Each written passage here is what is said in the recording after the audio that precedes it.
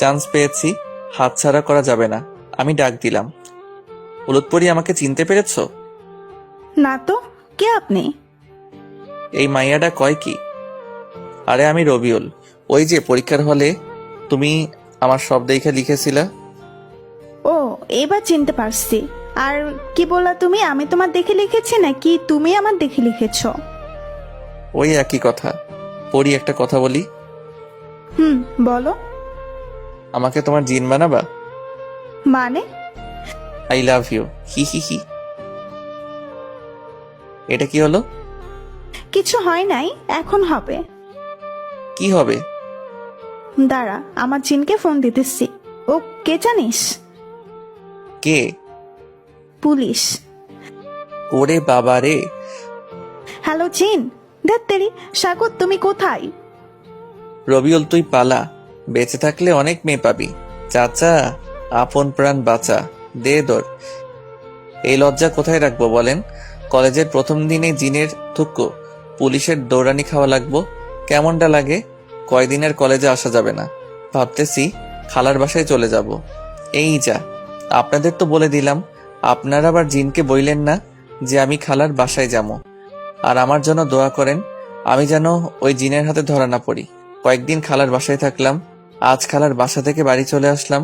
এখনো বাড়ি যাইনি, বাড়ির পাশে একটা চায়ের দোকানে বসে আছি, এখনো বাড়িতে যাইনি। তখন দেখি রাহাত আসছে। কিরে শালা, এই কয়দিন কোথায় হাওয়া হয়ে গিয়েছিলি? খালার বাসায় গিয়েছিলাম, অতঃপর দুজনে বসে আড্ডা দিচ্ছিলাম। অনেকক্ষণ থেকে দেখছি আমাদের বাসার সামনে একটা ছেলে ঘুরঘুর করছে। বিষয়টা দেখতে হবে, তার কাছে গেলাম। কি চাই এখানে? কিছু না ভাই। তাহলে এখানে ঘুরঘুর করো কেন? না ভাই, এমনি। এমনি মানে ওই মতলব কি? না ভাই, একটা কাজ এসেছিলাম। কি কাজ? কাজটা প্রাইভেট। আচ্ছা, আর যেন এই বাড়ির সামনে ঘুরঘুর করতে না দেখি। আচ্ছা। ছেলেটা চলে গেল। আমি বাসার কলিং বেল বাজালাম। আম্মু কিছুক্ষণ পর দরজা খুলে দিল। কি রে, কখন আসলি? এই তো এক্ষুনি। এত তাড়াতাড়ি চলে আসলি যে? এমনি ভালো লাগলো না তাই। আচ্ছা, ফ্রেশ হয়ে খেতে আয়। আচ্ছা। ফ্রেশ হয়ে খাওয়া দাওয়া করে ঘুমালাম। তারপর বাহিরে যাওয়ার জন্য রেডি হচ্ছি, এই সময় কলিং বেল বাজছে। দেখ তো কে এলো। ওকে দেখছি। গেটটা খুলে আমি তো থ হয়ে গেলাম। কি দেখছি আমি? এ তো অপসরী। স্বপ্ন দেখছি না তো? আমি তো ক্রাশড। আহ কি অপরূপা, কোনো দিকে ভ্রুক্ষেপ নেই। মেয়েটা যে কখন চলে গেছে বলতেই পারবো না। আম্মুর ডাকে আমার ঘোর কাটলো। কে এসেছিল?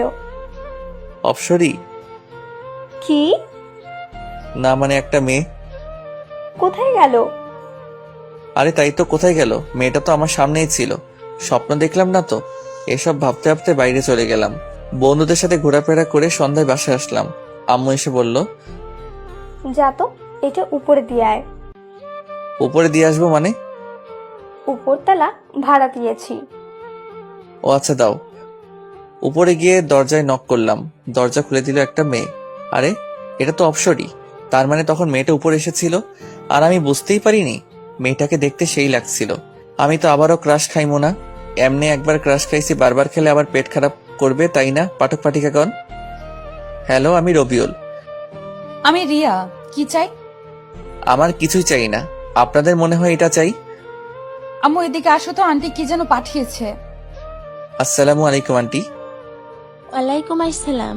কে তুমি বাবা? আমি রবিউল। ও আচ্ছা, বাবা ভিতরে এসো। ভিতরে গিয়ে তাদের সাথে অনেকক্ষণ গল্প করলাম। জানতে পারলাম মেয়েটা আমার 1 বছরের সিনিয়র। শুনেই মনটা খারাপ হয়ে গেল। আমাদের কলেজেই নাকি পড়ে। আন্টি বলল কাল থেকে রিয়াকে সাথে নিয়ে কলেজে যেতে। মেয়েটা মিশুক টাইপের। কিছুক্ষণের মধ্যে ওর সাথে অনেক ফ্রি হয়ে গেলাম। আন্টি এখন আমি আসি। খেয়ে যাও। না আন্টি, অন্যদিন খাবো বলে চলে আসলাম বাসায়। এসে খাওয়া দাওয়া করে শুয়ে পড়লাম। পরদিন সকালে, আন্টি রবিউল কোথায়? দেখ গিয়ে ঘুম বাবুর, এখনো ঘুমই শেষ হয়নি। কি, এখনো ঘুমাচ্ছে? তাহলে কলেজে যাবে কখন? কি জানি। রিয়া এসে আমাকে ডাকতে লাগলো। রবিউল, আয় রবিউল। যাও তো আম্মু, তোমার বৌমা আমাকে কিস করতে আসতেছে, এখন বিরক্ত করো না। তাই এই সময় বৃষ্টি হলে কেমন হবে? তাহলে খুব রোমান্টিক মুহূর্ত হবে এটা। আকাশের দিকে তাকিয়ে দেখ, বৃষ্টি আসবে মনে হয়।